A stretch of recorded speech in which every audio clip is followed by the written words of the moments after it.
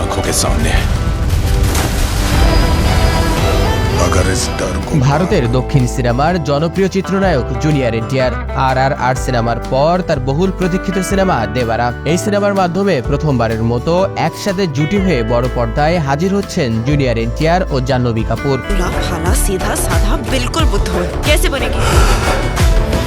क्या तो समझा? ঘোষণার পর থেকেই দর্শকদের আগ্রহের কেন্দ্রবিন্দুতে রয়েছে সিনেমাটি। আগামী 27 সেপ্টেম্বর মুক্তি পাবে এই সিনেমা। তার আগেই প্রকাশ্যে এলো দেবারা সিনেমার ট্রেইলার।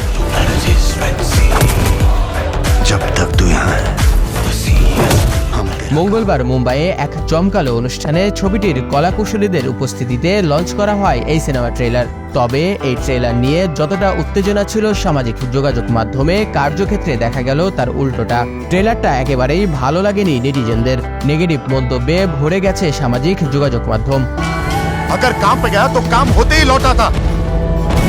वो अपनी जिद पूरी करने के কোরাতলা শিভা পরিচালিত 2 মিনিট 39 সেকেন্ডের ট্রেলারে এমন এক গল্প দেখা গেছে যা সমুদ্রকে লাল করে দেয়। ট্রেলারে সাইফ আলী খানের যে চরিত্র ও তার দলবল থাকে তাদের মধ্যে ভয়ের কোনো স্থানই নেই। তবে জুনিয়র এনটিআরের চরিত্র আসতেই বদলে যায় দৃশ্যপট।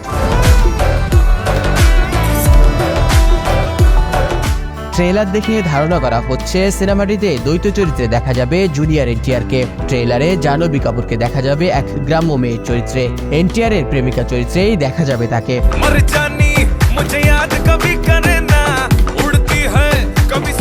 ধারণা করা হয়েছিল RRR এর মতোই ব্লকবাস্টার হিট হবে জুনিয়র এনটিআরের এই সিনেমা। দেবারা ট্রেলার দেখে নেটিজনরা বেশ হতাশ হওয়ায় ছবিটি হিট হওয়া নিয়ে তৈরি হয়েছে শঙ্কা। ना जात ना धर्म, डर जरा सा भी नहीं।